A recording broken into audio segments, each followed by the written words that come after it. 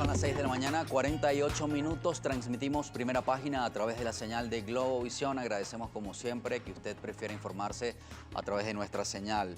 La juventud venezolana durante los últimos años ha jugado un papel muy importante en las decisiones políticas de Venezuela. Esto lo ha colocado a la juventud en lugares que son determinantes, decisivos para la democracia, para la estabilidad política del país. Es el caso de Angelit Tamayo, recién electa diputada a la Asamblea Nacional, joven andina, electa por Acción Democrática, y tiene varias responsabilidades ahora. Vamos a darle la bienvenida.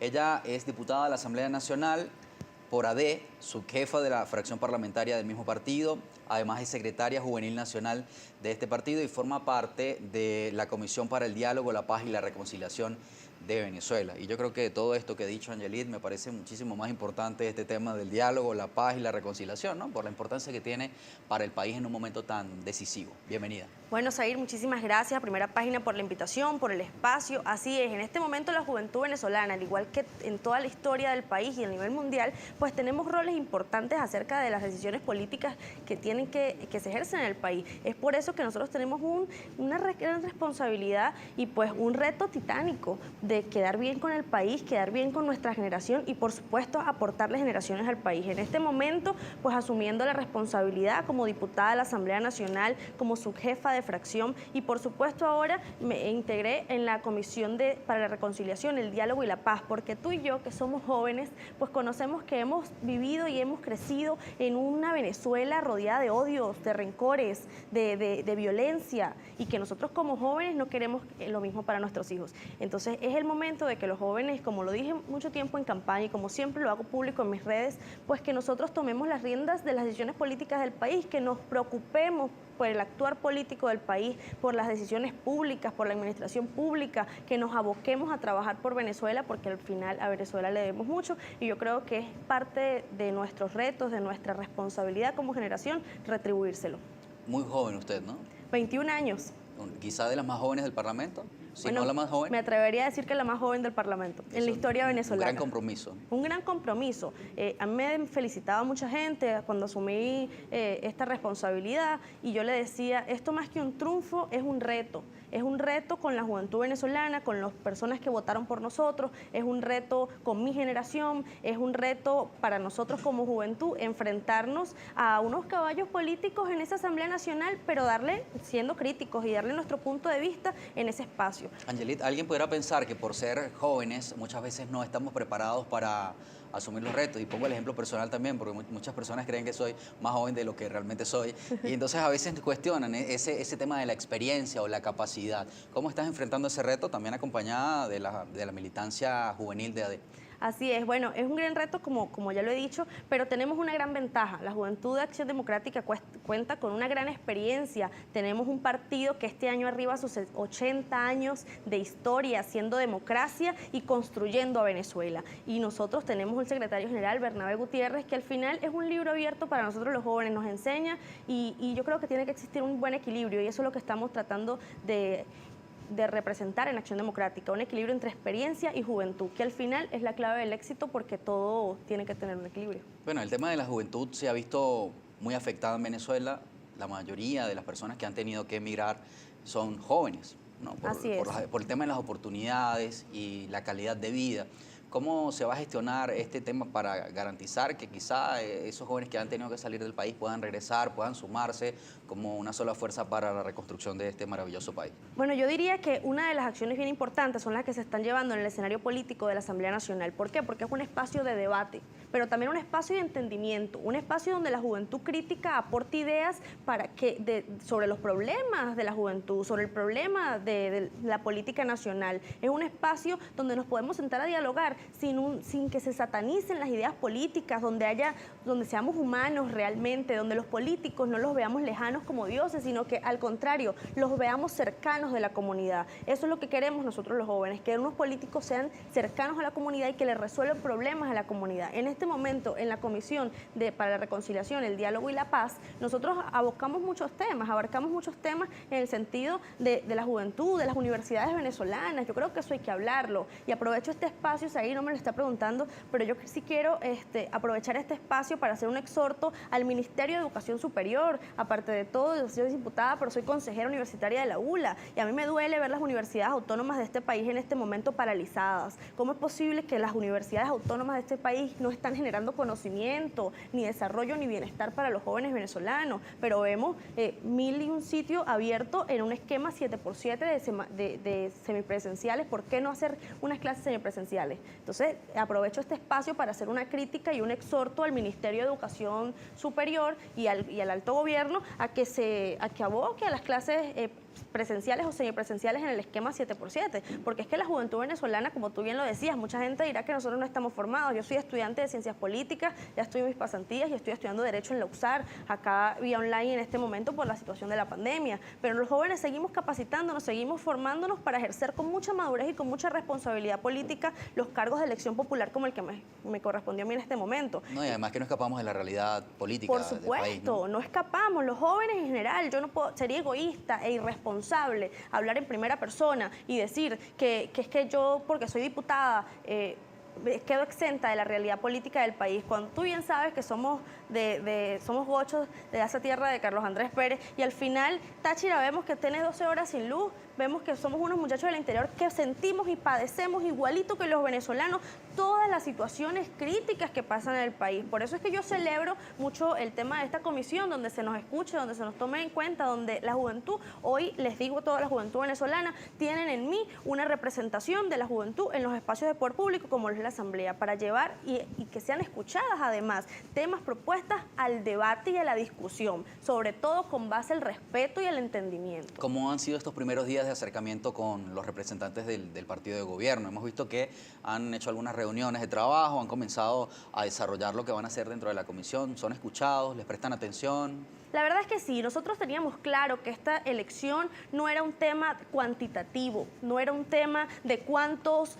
diputados tiene la oposición, era un tema cualitativo, era un tema de que nosotros no queríamos perder los espacios, era un tema de que ellos también necesitan la representación de una oposición fuerte y crítica que les diga qué es lo que está pasando, cómo ayudamos a resolver la crisis política del país, y es por eso que vemos como presidente desde las comisiones a un Timoteo Zambrano, que es abiertamente opositor al igual que nosotros. Entonces yo sí creo que es un tema cualitativo donde se nos escucha, donde se nos toma en cuenta, y que al final, yo siempre lo dije en campaña, siempre lo he hecho público en mis redes, no puede ser un delito pensar diferente, no puede ser un delito tener ideologías diferentes. Nosotros tenemos que dejar el odio y el rencor a un lado, no olvidar, porque hay ciertas cosas que no se pueden olvidar. Hay que tener presente para ser crítico, hay que tener presente para avanzar y solventar los problemas, pero sí tenemos nosotros que sentarnos en una mesa y dialogar de los asuntos públicos del país, porque es que los asuntos públicos del país,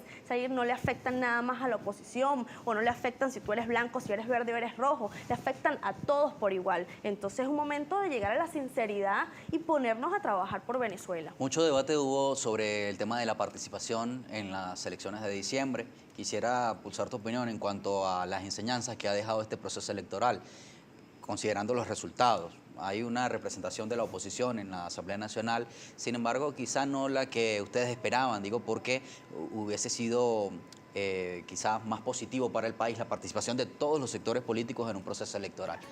Bueno, yo sí creo que en este momento nos tenemos que dar cuenta, como tú dices, de las enseñanzas.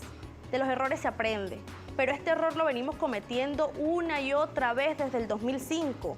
¿Cuántos años más vamos a pasar sin absteniéndonos? ¿Cuántos años más vamos a pasar sin participar, abandonando los espacios, cuando hemos visto que esa es una estrategia fallida, que no nos ha dado resultados? Nosotros tenemos que ser coherentes con el discurso, y en Acción Democrática lo hemos sido. Seguimos trabajando por Venezuela y vamos a participar en todas y cada una de las elecciones populares que se presenten. ¿Qué viene en este 2021? El tema cuando regresemos.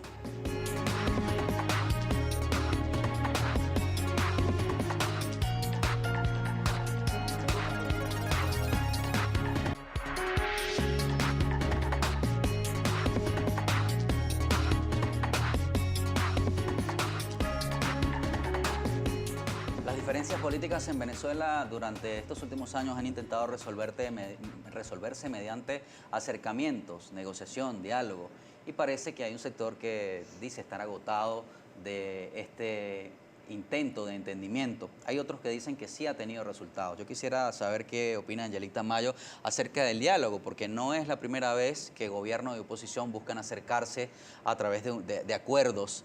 Incluso hay acuerdos que no se han cumplido también, se han hecho negociaciones dentro del país, se ha contado también con la participación internacional. Y en este momento usted forma parte de una comisión muy importante que tiene que ver con la reconciliación nacional. El tema del diálogo como perspectiva y además el trabajo que van a hacer desde la comisión para lograrlo. Así es, bueno, el diálogo es fundamental. La política es eso, la política es resolución de conflictos, la política es dialogar, la política es solventar los problemas de los venezolanos. Eso es lo que debería hacer un político. Esta, para ser específica, es la 7ª vez que se hacen intentos de diálogo entre gobierno y oposición, pero con una gran diferencia. Aquí no estamos en una negociación, en un diálogo bajo la mesa, escondidos en una casa de un empresario, como muchos políticos lo han hecho. Aquí estamos hablándole de frente al país y le estamos diciendo, a pesar de que yo tengo mis ideologías políticas, a pesar de que yo tengo mis creencias, voy a defender tus derechos porque ustedes votaron por mí, ustedes, los que no votaron, también necesitan solventar la crisis que viven y padecen todos los venezolanos, y es por eso que nos estamos sentando, porque hay muchos problemas que es cuestión de voluntad. Hay muchas cosas como la crisis humanitaria, como el tema de los medicamentos, el tema de la salud pública, que se pueden solventar. Es cuestión de voluntad. Entonces, ahora en esta comisión de diálogo, entendimiento y reconciliación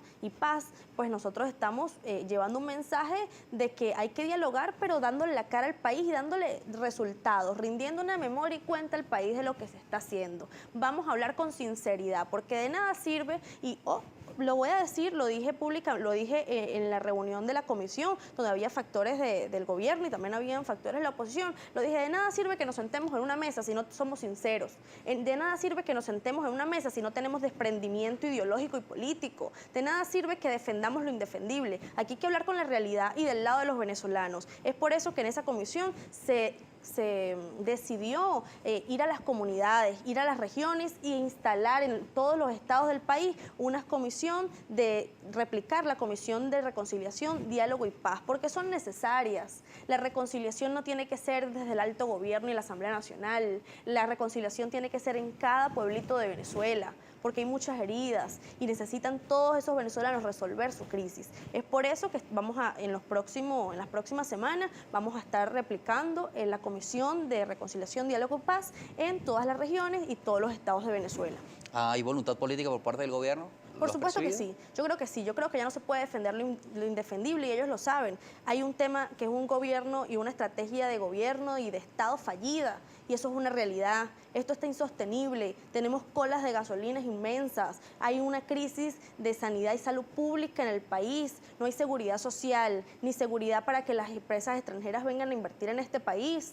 Hay un montón de pero abrieron una agencia de Ferrari. Por supuesto que sí, y eso quiero hacer un comentario crítico acerca de eso, porque estuve viendo un revuelo gigante en redes sociales, y yo sí creo que esto evidenció aún más el paralelismo que hay en Venezuela, las dos realidades, las dos caras de la moneda. ¿Por qué? Porque hay una Venezuela que pasa hambre, hay una Venezuela que no tiene medicamentos, que está pidiendo en las calles. En la cuadra siguiente donde está el concesionario. Y está una Venezuela que tiene para comprar un Ferrari y que el gobierno no le importa y da una permisología para que lo haga. Yo no estoy en contra de la inversión extranjera, porque eso es lo que necesita este país. Venezuela necesita inversión extranjera para levantar la economía y salir de la crisis. Eso lo hemos dicho en reiteradas oportunidades, pero lo que sí no puede ser es que nos obviemos de la crisis humanitaria que vive Venezuela.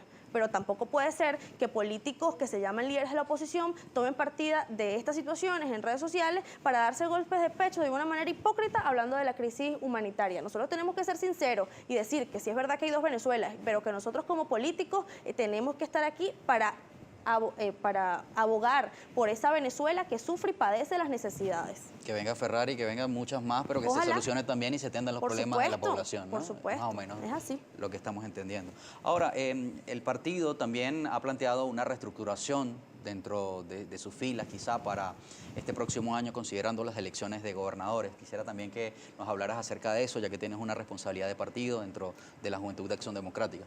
En Acción Democrática estamos más fuertes y unidos que nunca para enfrentar las gobernaciones, las alcaldías, los consejos legislativos, las concejalías y todo lo que se venga. Aquellos que son de Acción Democrática y decidieron no participar, en este momento están aquí hablando con nosotros y diciendo cómo hacemos para participar en las gobernaciones, porque además que no hay otra salida. Aquí ya se dieron cuenta que aquí no va a venir una intervención, ni vienen barcos ni aviones de papel. Aquí hay una realidad y es que hay que participar en las elecciones el próximo año. Nosotros, este año que viene, nosotros estamos fuertes y convencidos para enfrentarla. Y vamos en gran alianza. La Alianza Democrática se expande a sumar a todos los sectores de oposición que quieran hacerlo y que para enfrentarnos al gobierno. ¿Van a regresar liderazgos de Acción Democrática que se habían apartado? Por supuesto que sí, por supuesto que sí. Yo lo he dicho 1001 vez, adeco hasta que se muere. Y por eso te digo, más de uno ya está de este lado porque quiere ser candidato a gobernador, porque quiere ser candidato a alcalde. Y quien respira, aspira, dicen por allí, además de que todos los que somos adecos tenemos vocación de poder, pero también tenemos vocación de ayudar al venezolano. ¿Y qué mejor manera de ayudar a los venezolanos que desde ejerciendo un cargo de elección popular? Angelita, hay bastantes comentarios en redes sociales por tu participación. Nuestra compañera Daniela Salas va a hacer un resumen.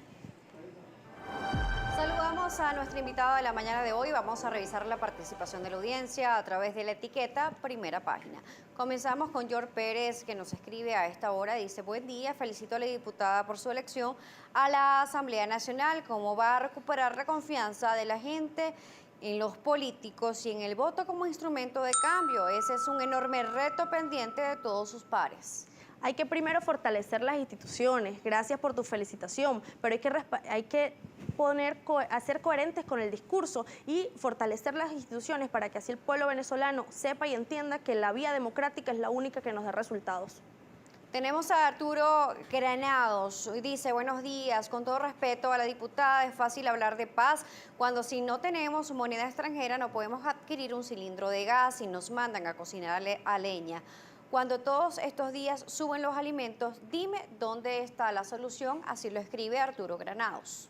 En el diálogo es muy fácil hablar de paz, pero es más difícil practicarla. Yo le invito a que lo practiquemos, a que veamos la otra cara de la moneda, a que no olvidemos, pero sí que nos olvidemos del rencor que hay en nuestro corazón y que nos permitamos dialogar con el que piensa contrario, porque así podemos resolver todos los problemas que afectan a los venezolanos. Ramón Ramos, el líder, también nos escribe y dice lo siguiente: ¿cómo ve usted la impartición o implementación de clases virtuales en Venezuela? ¿Qué cree usted se debe mejorar para tener la educación de calidad que prepare al futuro de Venezuela de una forma eficiente? Tomemos en cuenta también las deficiencias con el Internet. El Internet y las comunicaciones en este país, el Internet y las comunicaciones en este país son una realidad. Nosotros no contamos con un Internet estable para ver clases vía online. Es por eso que nuevamente le hago el exhorto al ministro de Educación Superior a que por favor se pronuncie en torno a las clases en esquema 7x7, porque la universidad no puede estar paralizada y debe estar abierta generando conocimiento para los jóvenes venezolanos. Julio Atías también nos escribe a través de la etiqueta Primera Página. Julio Atías, @Julio Atías, ese es el usuario en Twitter. Expresa lo siguiente: buenos días, sin duda hay que apoyar a la juventud estudiante y profesional que cree en su país, el país que será para sus hijos y nietos. ¿Qué opina de los que llamaron a la abstención y pretenden pasar por encima de todos y ser candidatos? Allí le digo yo al pueblo venezolano que no olvidemos que los políticos debemos ser bien coherentes con el discurso. Nosotros no podemos decir que sí hoy y mañana que no, pero sin embargo yo sé que Venezuela tiene un corazón bueno y que sabe diferenciar entre los líderes políticos que hoy le ofrecen miserias y el líder político que hoy ofrece villas y castillos, pero sobre todo sabe diferenciar entre el líder político que ofrece soluciones reales y que habla con la verdad. Diputada, la Universidad Venezolana ha sido también duramente golpeada por la situación coyuntural que atraviesa el país. Usted hablaba del tema de la infraestructura, lo deterioradas que están y el valor que debe tener una casa de estudios que han sido durante muchos años ejemplo y referencia para América Latina y para el mundo. El caso de la Universidad de los Andes, la ilustre Universidad de los Andes, que además ha dado tantos profesionales y tanta ganancia a Venezuela y otras universidades autónomas del país. Desde la Asamblea Nacional, ¿cómo piensan ustedes recuperar la fortaleza de la Universidad Venezolana? Sin duda alguna, las universidades venezolanas han sido ultrajadas todos los años anteriores. Ha sido violentada su autonomía universitaria. Y es allí porque cuando decimos que hay un diálogo tiene que haber desprendimiento, tiene que hablar de realidades. Y se lo hemos expresado al gobierno y se lo sigo expresando. Nosotros tenemos que hablar con desprendimiento político, pero no involucrar ni politizar las universidades autónomas, porque es desde allí donde se imparte conocimiento. Nosotros necesitamos como estudiantes unas becas que no se paguen por el carnet de la patria, necesitamos unas becas que no sean míseras, necesitamos un servicio de transporte público para los estudiantes, necesitamos comedores, necesitamos seguridad, porque ahora vemos en la UDO la semana pasada cometieron robos y hurtos, y no es constante. En estos últimos 20 años es constante que las universidades venezolanas no tienen ningún tipo de seguridad, que los estudiantes y los jóvenes venezolanos no se sienten seguros por ir a una universidad a generar conocimiento, a aprender y a formarse y a capacitarse. Entonces, una vez más, el llamado, por supuesto, es al gobierno a que recapacite y que pongamos la atención que requieren las universidades venezolanas, porque los jóvenes son el futuro de Venezuela. Ahora, desde el punto de vista de la Asamblea Nacional, ¿qué se puede hacer? Porque una es la responsabilidad que tiene el Ejecutivo, por supuesto, pero desde el punto de vista de la legislación también hay instrumentos que pueden aplicarse para garantizar calidad educativa, ¿no? Por supuesto, incluso hemos hablado el tema de insistir en el reglamento de universidades, porque las universidades autónomas tienen más de 11 años sin tener democracia. Tienen más de 11 años sin tener elecciones de autoridades. Entonces yo creo que sería un paso importante que la universidad empiece a tener democracia y que por supuesto se someta a consideración un nuevo reglamento para las universidades autónomas. Gracias por venir a Primera Página. Gracias a ustedes ahí, gracias por la invitación y gracias al pueblo venezolano que se toma esos 5 minuticos para verme. Bueno, termina la entrevista con Angelit Tamayo, diputada electa a la Asamblea Nacional por el Partido Acción Democrática, y bueno, tiene varias responsabilidades dentro del partido y dentro de las comisiones que se han creado en la Asamblea Nacional, sobre todo en el tema del entendimiento, el acercamiento entre los distintos sectores políticos del país. Las propuestas de los candidatos se mostraron en esta pantalla y hoy como diputados escuchamos sus proyectos. Regresamos.